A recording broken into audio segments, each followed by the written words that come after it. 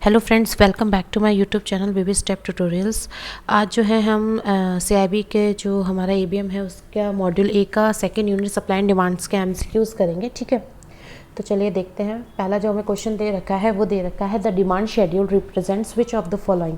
ठीक है, तो जब हमने पहला सेकंड चैप्टर पढ़ा था इसका ईबीएम का, तो हमने देखा था डिमांड शेड्यूल क्या होता है। ठीक है ना, तो ऑप्शंस दे रखे हैं आपको ए बी सी डी करके, आपको 4 ऑप्शंस दे रखे हैं। तो फर्स्ट ऑप्शन आपको दे रखा है relationship between the price of a commodity and quantity purchase. B है relationship between the demand for a commodity and quantity purchased. C आपको दे रखा है relationship between the price of a commodity and its demand. And D आपको दे रखा है relationship between the price of a commodity its demand and quantity purchased. चलिए ऐसा करते हैं कि यहाँ जो नीचे दे रखा है ना, हम वहाँ पे नीचे से स्टार्ट कर लेते हैं। यहाँ पे पहले हम एक बार पॉइंटर ले लेते हैं यहाँ से, उसके बाद हम जो है ना वो स्टार्ट करते हैं अपना काम। एक सेकंड मुझे दीजिएगा बस। देखिए, जब हमने वो पढ़ा था तब हमने देखा था कि डायग्राम्स, देखिए हमने डिमांड शेड्यूल कैसे पढ़ा था, हमने ग्राफिकल उसके थ्रू भी पढ़ा था, वैसे ही पढ़ा था। ठीक है, तो ये हमने एक बना लिया। यहाँ पे ये हमारा पी है प्राइस, और यहाँ पे हमारा क्वांटिटी हो गया। तो डिमांड शेड्यूल हमेशा किसका रिप्रेजेंट करता है? Relationship between price and quantity. ठीक है ना, डायग्राम हमारा कैसे आता है? ऐसे ही तो आता है डिमांड शेड्यूल का, कि जैसे प्राइस बढ़ रहा है तो आपका क्वांटिटी कम है, और प्राइस घट रहा है तो क्वांटिटी आपका ज़्यादा है। ठीक है ना, तो हमारा इसके अकॉर्डिंग जो आंसर है वो कौन सा होगा? हमारा जो आंसर है वो ए हो जाएगा। ठीक है, the demand schedule represents which of the following? It represents the relationship between a price of a commodity and quantity purchased. Second आपको जो क्वेश्चन दे रखा है वो दे रखा है the term market clearing price means. हमने, आपको याद होगा कि मैंने जब वीडियो बनाया था सेकंड यूनिट का, तो उसमें सबसे एंड में आपको इक्विलिब्रियम प्राइस पढ़ाया था। तो मैंने उसमें बताया था आपको कि मार्केट क्लियरिंग प्राइस का सेकंड नेम जो होता है या दूसरा नेम आपको उसको इक्विलिब्रियम प्राइस की भी बोल सकते हैं। तो इसमें ऑप्शंस भी देखने की ज़रूरत नहीं है, इसमें हमें डायरेक्ट आंसर पता है कि इसका आंसर बी है। ठीक है, जो हमारा बी है ना वो करेक्ट आंसर है। चलिए नेक्स्ट क्वेश्चन देखते हैं। The demand curve slopes downwards, it shows that. ठीक है, अब देखो डाउनवर्ड्स आपका जो कर्व है वो स्लोप करता है, तो वो क्या शो कर रहा है? अब देखो, मैंने अभी आपको पीछे भी बताया था, फिर भी एक बार बना लेते हैं। यहाँ पे पी है, ये क्यू है, ये आपका जो आया ना ऐसे करके आया। ठीक है, तो देखिए अगर प्राइस हाई है तो आपका क्वांटिटी क्या है? कम है, और अगर प्राइस लो है जैसे ये, तो फिर आपका क्वांटिटी ज़्यादा है। तो ठीक है, तो इसमें देखिए ऑप्शंस पढ़ लेते हैं, मैं अपना आंसर पता चल जाएगा। For rising price the quantity demanded will increase, for rising price the quantity demanded will decrease. तो अब आगे पढ़ने की ज़रूरत नहीं है हमें, क्योंकि हमें पता चल गया है कि हमारा जो बी है ना वो हमारा राइट आंसर है। ठीक है ना, अब हम अपना फोर्थ क्वेश्चन देखते हैं। विच of the following law is followed by the market demand curve. अब देखिए यहाँ पे, खैर पेपर में ऐसा नहीं होता है कि इस टाइप से क्वेश्चन दिए हैं, लेकिन यहाँ पे क्या हुआ ना, मैंने थर्ड क्वेश्चन जो पढ़ाया आपको बताया कि the demand curve slopes downwards, और नीचे उसी से रिलेटेड एक क्वेश्चन आ गया कि it follows which type of law it follows. Demand market demand curve which type of law follow करता है? तो देखिए ऑप्शन क्या क्या दे रखे हैं? Law of diminishing demand, law of increasing satisfaction, law of diminishing marginal utility and law of downward sloping demand. तो हमारा जो इसमें फोर्थ आंसर है डी, वो करेक्ट आंसर है। ठीक है, चलिए नेक्स्ट देखते हैं। The term shift in supply stands for which of the following. इसमें 4 ऑप्शन दे रखे हैं। अब देखिए अभी तक हम जो पढ़ रहे थे वो डिमांड को पढ़ रहे थे, अब हमारा जो आ गया है शिफ्ट इन सप्लाई आ गया है। ठीक है, शिफ्ट इन सप्लाई में हम जो पढ़ेंगे ना वो सप्लाई कर्व से रिलेटेड है। ठीक है ना, तो इसमें क्या होता है, ऑप्शन देख लेते हैं एक बार कि शिफ्ट इन सप्लाईज क्या मतलब करता है। When change in supply due to factor of price, when increase in supply is due to decrease in price, when decrease in supply is due to increase in price, and when change in supply is due to factor other than price. देखिए जब हमने supply curve पढ़ा था तो मैंने आपको उसमें बताया था कि जो शिफ्ट करता है हमारा सप्लाई कर्व, वो ज़्यादातर तभी करता है जब उसमें चेंजेस आएँ। किसकी वजह से? कोई भी अदर फैक्टर्स की वजह से, पर प्राइस की वजह से नहीं आता। हमने डिफरेंट फैक्टर्स भी पढ़े थे उसमें, टेक्नोलॉजिकल थे, जियोग्राफिकल थे, वेल्थ, वेदर रिलेटेड थे। ठीक है ना, तो फिफ्थ का जो आंसर है ना राइट कौन सा होगा? डी हमारा राइट आंसर होगा फिफ्थ में। ठीक है, अब सिक्स्थ क्वेश्चन देखते हैं। The quantity demanded tends to fall as price rises for the following reasons. ठीक है, अब हमें यहाँ पे क्या बोला गया है कि जो क्वांटिटी डिमांड कर रहे हैं, डिमांड का जो हम बना रहे हैं, तो उसमें जो क्वांटिटी की डिमांड हो रही है उसमें जो प्राइजेस में फॉल हो रहा है, राइजेस हो रहा है प्राइजेस की वजह से, वो किस इफेक्ट की वजह से होता है? तो देखिए इसमें भी हमें कुछ देखने की ज़रूरत नहीं, क्योंकि सीधा सीधा क्वेश्चन हो, सीधा सीधा हमारा आंसर दे रखा है। हमने इसका आंसर हमें पता है, इसका आंसर जो है वो बी है। Substitution effect and income effect. अब ये देख लेते हैं, रिवीजन कर लेते हैं एक बार कि सब्स्टिट्यूशन इफेक्ट और इनकम इफेक्ट क्या होता है। सब्स्टिट्यूशन इफेक्ट पहले देखते हैं। तो सब्स्टिट्यूशन इफेक्ट में क्या होता है ना कि जैसे हमने जब एक हमारे पास, मान लीजिए इधर मैं बना देती हूँ आपको, इधर कर लेते हैं, एक हमारे पास एक प्रोडक्ट है ए, ठीक है, उसके प्राइस में हाइक हुआ, इसी के इक्विवेलेंट ब्रांड डिफरेंट है बट सेम प्रोडक्ट दे रखा है, ब्रांड डिफरेंट है, बी दे रखा है, ठीक है। अभी उसका प्राइस कंपेयर टू ए, मतलब इसके कंपैरिजन में कम है, ठीक है। तब इसमें क्या हुआ ना, हमारा जब हमारे ए का प्राइस में हाइक होती चली जा रही है, ठीक है, ए के प्राइस में जो है ना हमारी हाइक होती चली जा रही है, तो इसकी वजह से क्या हुआ ना, लोगों ने सब्स्टिट्यूट कर लिया बी को चूज़ करना शुरू कर लिया। उनको तो पर्पस से मतलब है ना कि काम हमारा हो रहा है, तो उन्होंने ए को ड्रॉप करके बी को सिलेक्ट कर लिया अपने कमोडिटी यूज़ करने के लिए। तो वो होता है सब्स्टिट्यूशन इफेक्ट। इनकम इफेक्ट क्या होता है, पर्सन की इनकम मान लीजिए सेम है, उसकी सैलरी में कोई भी हाइक नहीं हुई है और किसी कमोडिटी का प्राइस बढ़ता जा रहा है कि जिसका कोई ऑल्टरनेटिव है, सब्स्टिट्यूशन आप यूज़ नहीं कर सकते या आपको वही यूज़ करना है, तब उधर क्या होता है ना, आप अदर कमोडिटी का कंजम्पशन या तो कम कर लेते हो या उसी का कंजम्पशन कम कर लेते हो। वो इनकम इफेक्ट होता है, जिसकी वजह से क्वांटिटी जो डिमांड हो रही है ना वो कम हो जाती है क्योंकि आप उसका कंजम्पशन कम कर देते हो, ठीक है ना। नेक्स्ट देखते हैं, 7th क्वेश्चन हमें दे रखा है, if a price of a commodity moves up the demands for its substitute commodity. अब देखो यहाँ पे हमें क्या बताया रखा है कि वही जो मैंने देखो 6th क्वेश्चन में हमने बताया था कि यहाँ कमोडिटी दे रखी है, अगर उसके प्राइस में क्या हो रहा है, हाइक हो रही है, तो फिर हमें क्या दे रखा है कि सब्स्टिट्यूट कमोडिटी का क्या इफेक्ट रहेगा। तो ऑब्वियस चीज़ है कि अगर प्राइस ऑफ कमोडिटी मूव्स तो डिमांड फॉर सब्स्टिट्यूट कमोडिटी, हमारा इसका आंसर ए राइट होगा, इंक्रीज़ करेगा ना, क्योंकि जो कमोडिटी है उसका लो डिक्रीज़ होगा और जो सब्स्टिट्यूट कमोडिटी है वो उसका इंक्रीज़ होगा, ठीक है। 8th क्वेश्चन अब देखते हैं, चलिए। If there is shift in supply curve from right to left without any change in the demand curve, there will no change in price, the price will increase, the price will decrease, the price can increase और decrease. देखिए इसमें कोई वो नहीं है, अगर shift कर रहा है राइट टू लेफ्ट की तरफ से तो हमारा प्राइस जो होता है ना वो इंक्रीज़ करता है, ठीक है ना, अवर डायरेक्शन में होता है, ठीक है। तो इसमें हमारा जो आंसर राइट है ना वो है हमारा बी राइट आंसर है। नेक्स्ट देख लेते हैं, नेक्स्ट 9th क्वेश्चन दे रखा है, if the demand of a commodity increases due to change in income it is called. अब देखिए अगर हमारे किसी कमोडिटी की डिमांड चेंज हो रही है, किसकी वजह से, इनकम की वजह से, तो उसको क्या बोलते हैं, तो हम उसको बोलते हैं शिफ्ट इन डिमांड बोलते हैं, ठीक है। क्योंकि expansion in demand, contraction in demand, decrease in demand, decrease in demand तो एक बार फिर भी आपको थोड़ा कन्फ्यूजन करेगा, पर ऊपर के दो तो है ही नहीं आंसर, ठीक है। तो हमारा इसमें राइट आंसर क्या है, हमारा इसमें राइट आंसर है C, shift in demand. 10th question देखते हैं, what is normal slope of the supply curve, ठीक है। अब सप्लाई कर्व का क्या होता है, अब देखो हमने ऊपर अभी यहाँ पे पढ़ा था कि जो डिमांड कर्व है उसका कैसे होता है, डाउनवर्ड होता है, डाउनवर्ड स्लोपिंग वाला, ठीक है ना। इसका कैसे होता है, इसका लेफ़्ट टू राइट होता है। जो हमारा सप्लाई है, सप्लाई कर्व है, उसका कैसे होता है, उसका होता है अपवर्ड होता है। पहले तो आपको यही पता होना चाहिए कि जो उसका होता है वो अपवर्ड होता है। अब कैसे होता है, एक बार डायग्राम बनाते हैं आप खुद ही समझ जाओगे। ये एक है सप्लाई कर्व का मैं बना रही हूँ, ठीक है। यहाँ पे P है आपका, यहाँ पे Q है और इसका डायग्राम इस टाइप से आता है, ठीक है, इस टाइप से होता है, मतलब मैंने उल्टा बना दिया है, बनता जो है वो ऐसे बनता है, एक मिनट रुकिएगा, ये ऐसे, ठीक है ना, ठीक है।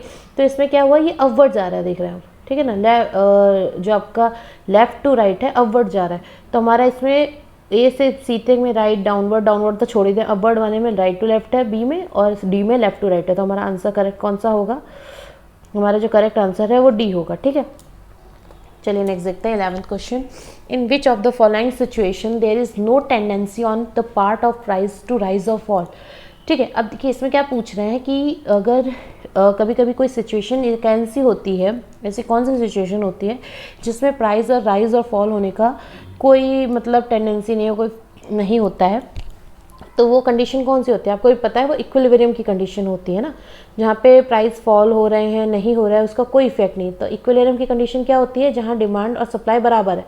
तो डिमांड और सप्लाई बराबर होने से क्या होता है कि जो का प्राइस है, मान लीजिए डिमांड 100 की है, सप्लाई भी 100 की हो रही है, तो प्राइस आपका बढ़े या घटे, उससे आपकी इस पूरी प्रोसेस में कोई फ़र्क पड़ा नहीं ना, तो वो कौन सी होती है, हमेशा कांस्टेंट रहती है, क्योंकि सप्लाई और डिमांड आपकी सेम है। तो इसमें सी राइट आंसर है। इसमें कोई टेंडेंसी प्राइस के राइज और फॉल होने से फ़र्क नहीं पड़ रहा है कि डिमांड और सप्लाई हमेशा इक्वल रह रही है, इक्विलिब्रियम की कंडीशन जो होती है, ठीक है ना।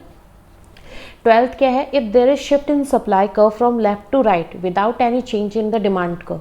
ठीक है, देखिए इसमें क्या होता है ना, शिफ्ट इन सप्लाई में हमेशा याद रखिएगा कि शिफ्ट इन सप्लाई में अगर आपका प्राइस बढ़ रहा है तो आपका प्राइस बढ़ रहा है तो आपकी सप्लाई भी बढ़ रही है, आपका प्राइस कम हो रहा है तो आपकी सप्लाई कम हो रही है। ठीक है ना, उस चीज़ से रिलेटेड रहता है क्योंकि मैन्युफैक्चरिंग साइड से होता है सप्लाई का, और डिमांड क्या होता है, कंज्यूमर साइड से होता है। ठीक है, तो बी वाला जो आपका इसका ऑप्शन है ना वो राइट आंसर है, द प्राइस विल इंक्रीज। ठीक है, 13th क्वेश्चन देख लेते हैं। ये हमारा सेकेंड यूनिट के एमसीक्यूज जो मैंने अभी कर रहे थे, इसका 13th लास्ट क्वेश्चन है। इसके बाद एक केस स्टडी है, बुक में भी दे रखी है, जो मेरे को मिला तो मैंने कहा इसको भी सॉल्व करके देख लेते हैं। कभी इस टाइप से आते नहीं है, लेकिन ये एक रेफरेंस का आपका शो कर सकता है, आपको माइंड में रहेगा कि हमने इस टाइप से शो किए थे, करे थे पेपर में। जब पेपर में इससे थोड़ा सा करके कॉम्प्लेक्स करके क्वेश्चन आता है ना, तो सॉल्व करने में ईजी होता है। ठीक है ना, तो 13 क्वेश्चन देखते हैं। Eight A price of ₹400 per doll, most stores can not keep baby dolls in stock because consumers buy them all as soon as shipment arrives, this implies that here. देखो अब क्या है, एक प्राइस एक वो है आपके पास डॉल है जिसका प्राइस आपको दे रखा है। अब क्या हुआ ना, उनके पास है स्टोर्स के पास, पर स्टॉक में बहुत ज़्यादा नहीं है, और अगर कंज्यूमर को चाहिए तो वो क्या करते हैं, जैसे शिपमेंट अराइव होता है वो उसको दे देते हैं उनको। ठीक है ना, इट मीन्स क्या हुआ कि अभी हमारे पास जो सप्लाई है वो हमारी कम है। ठीक है, और इसकी डिमांड ज़्यादा हो रही है कि स्टॉक्स के पास जो पाइलअप हमारा था वो ख़त्म हो गया, जबकि प्राइस उसका 400 है। ठीक है, सेम ही है, कोई फ़र्क नहीं पड़ा। ठीक है, तो यहाँ पे क्या हुआ, अगर हमारी सप्लाई कम हो रही है और डिमांड ज़्यादा होगी तो एक्सेस डिमांड होगी ना, और क्या होगा ना, अब देखिए यहाँ पे क्या होना, यहाँ देखिए आपको जो क्वेश्चंस वहाँ पूछे जाते हैं ना पेपर में, वो ऐसे पूछते हैं तो मोस्ट एप्रोप्रिएट और मोस्ट सुटेबल क्वेश्चंस। अब देखिए एक्सेस डिमांड होगी तो प्राइस इक्विलिब्रियम रीच करने के लिए, कि सप्लाई और डिमांड का इक्विलिब्रियम रीच हो, आपका प्राइस भी बढ़ाया जाएगा। ठीक है ना, तो हमारा जो राइट आंसर है वो होगा यहाँ पे डी, वह हमारा राइट आंसर होगा, is an excess demand for babies and the price must rise for equilibrium to be reached. ठीक है, चलिए नेक्स्ट केस स्टडी देख लेते हैं हम। पहले केस स्टडी का ये जो टेबल मैंने बना रखी है इसको देख लेते हैं। यहाँ पे हमें क्या है ना 1 2 3 4 करके सिचुएशन दे रखी है, जैसे 1 2 3 4 5 ये 5 सिचुएशन दे रखी है।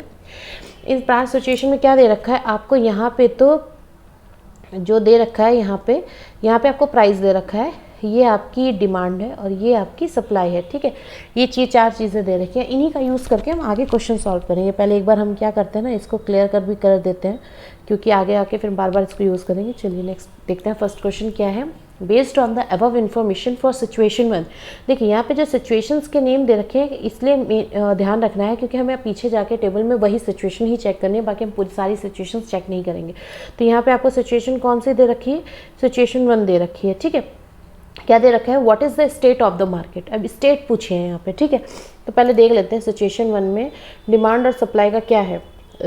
डिमांड जो आपकी हो रही है 2000 हो रही है, सप्लाई आपकी कौन सी हो रही है 7900 100। ये देखिए ना, ये आपका जो दे रखा है 1 वाली, ये सिचुएशन हमें चेक करनी है सबकी, यहाँ से ये और ये। ठीक है, ये चारों ध्यान देना है। तो कौन सा दे रखा है, प्राइस आपका दे रखा है सिचुएशन 1 में 860, क्वांटिटी डिमांडेड है 2000 एंड क्वांटिटी सप्लाइड है 7900 100। ठीक है, तो फिर आपका ये हो गया, इसको भी क्लियर कर देते हैं पहले, 2000 एंड 7900। चलिए यहाँ लिखते हैं, तो डिमांड आपकी कितनी थी 2000 थी, सप्लाई आपकी कितनी थी 7900 थी। ठीक है, प्राइस आपका 860 था, उसके भी यहाँ पे कोई ज़रूरत नहीं है। ठीक है, तो देखिए अब आपका डिमांड जो है वो क्या है, लेस देन है सप्लाई की। सप्लाई आपकी ज़्यादा हो रही है, तो हमारे क्या हो रहा है, मार्केट में सरप्लस हो रहा है, मार्केट में जो सामान है, कमोडिटी है, वो आपकी ज़्यादा भेजी जा रही है। तो हमारा राइट आंसर इसमें क्या होगा, फर्स्ट वाले का राइट आंसर हमारा होगा B, market is in surplus. ठीक है, सेकंड क्वेश्चन देखते हैं। Based on the above information for situation 3। अब देखो यहाँ पे जो बात हो रही है सिचुएशन 3 की हो रही है। ठीक है, तो क्या बोला है, what is the state of the market. Same question है, बस सिचुएशन चेंज होगी। तो यहाँ पे हमारा सिचुएशन 3 कौन सा है, ये वाला दे रखा है सिचुएशन 3। इसमें प्राइस है 800, डिमांडेड 4600 है एंड क्वान्टिटी सप्लाइड भी 4600 है। चलिए यहाँ पे लिखते हैं पहले एक बार। तो आपका डिमांड जो है ना वो है 4600, सप्लाई आपकी है 4600 और प्राइस है आपका 800। प्राइस की यहाँ पे भी कोई ज़रूरत नहीं है, हमें केवल डिमांड और सप्लाई देखना। अब देखो डिमांड यहाँ पे क्या है, इक्वल है सप्लाई की, है ना, तो यह क्या हुआ, इक्विलिब्रियम की कंडीशन होगी। तो हमारा राइट आंसर कौन सा होगा, ए वाला। ठीक है, नेक्स्ट देखते हैं third. Based on the above information for situation 5। अब देखो यहाँ पे जो बात हो रही है वो सिचुएशन 5 की हो रही है। What is the state of the market, situation 5 check कर लेते हैं। सिचुएशन 5 जो हमें यहाँ पे दे रखी है ये वाली 750 है आपका प्राइस, क्वांटिटी डिमांडेड है 7500 और क्वांटिटी सप्लाइड है 2100। तो क्वांटिटी जो आपकी डिमांड हो रही है वो कितनी है 7500, सप्लाइड जो हो रही है वो कितनी है 2100। तो यहाँ पे क्या हुआ, डिमांड जो है वो एक्सेस है सप्लाई के, ज़्यादा हो गई। तो यहाँ पे क्या हुआ, सब शॉर्टेज हो गया क्योंकि सप्लाई आपकी उतनी नहीं हो रही है जितना डिमांड हो रहा है। तो हमारा क्या हुआ इसका राइट आंसर, सी राइट आंसर हुआ। ठीक है, फोर्थ देख लेते हैं। Based on the above information for situation 2। ठीक है, यहाँ पे किस चीज़ की बात हो रही है, यहाँ पे बात हो रही है सिचुएशन 2 की। What should be the tendency of the price movement of the commodity. ठीक है, अब टेंडेंसी पूछ रहा है कि प्राइस मूवमेंट की जो टेंडेंसी है वो क्या होगा। ठीक है ना, पहले सिचुएशन 2 चेक करते हैं। मैं देख लेते हैं। हाँ, सिचुएशन 2 है। तो सिचुएशन 2 कौन सी है आपकी, ये वाली दे रखी है ना। तो इसको देखते हैं। इसमें आपका जो डिमांड है वो 3500 का है और सप्लाई जो है वो 6500 की है। ठीक है ना, तो आपका यहाँ पे जो डिमांड है ना वो आपकी कितनी है, नीचे करते हैं। डिमांड जो है आपकी कम है। यहाँ पे डिमांड आपकी कितनी थी सिचुएशन 2 में 3500। और ठीक है, तो आपकी डिमांड जो है ना यहाँ पे 3500 है और सप्लाई जो है आपकी 6500 है। ठीक है, तो यहाँ पे क्या हुआ, डिमांड जो है ना वो लेस देन है सप्लाई के, लेस देन है सप्लाई के। तो क्या होगा, अगर डिमांड कम है और सप्लाई ज़्यादा हो रही है तो ऑब्वियस सी चीज़ है उस चीज़ को कोई खरीदेगा नहीं, तो प्राइस उसके कम ही होंगे ना, वो कम करेंगे, मार्केट में प्राइस कम करेंगे जिससे कि लोग उसे खरीदे, तो प्राइस क्या होगा, डाउनवर्ड जाएगा ना।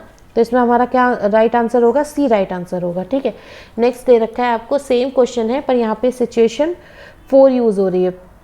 ये जो हो रहा है सिचुएशन 4 यूज़ हो रही है। What should be the tendency of the price movement of the commodity.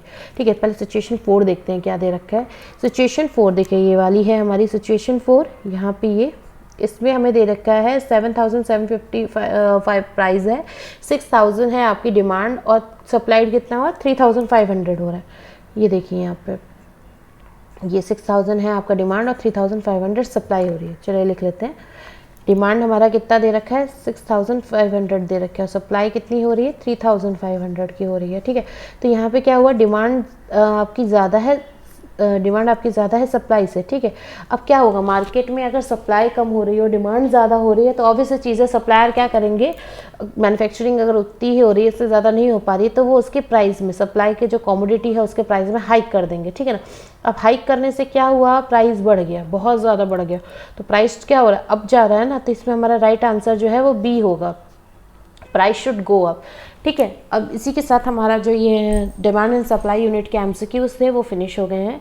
अगर कोई क्वेश्चन है तो आप मेरे को कमेंट सेक्शन में पूछ सकते हो, बता सकते हो या कोई इशू आ रहा है। ठीक है, और अगर मेरा वीडियो पसंद आया तो उसको लाइक और चैनल को सब्सक्राइब ज़रूर कीजिएगा। इसी टाइप से मैं आपको नेक्स्ट वीडियोज़ भी प्रोवाइड कराऊंगी। ठीक है, चलिए, thank you so much for watching this video.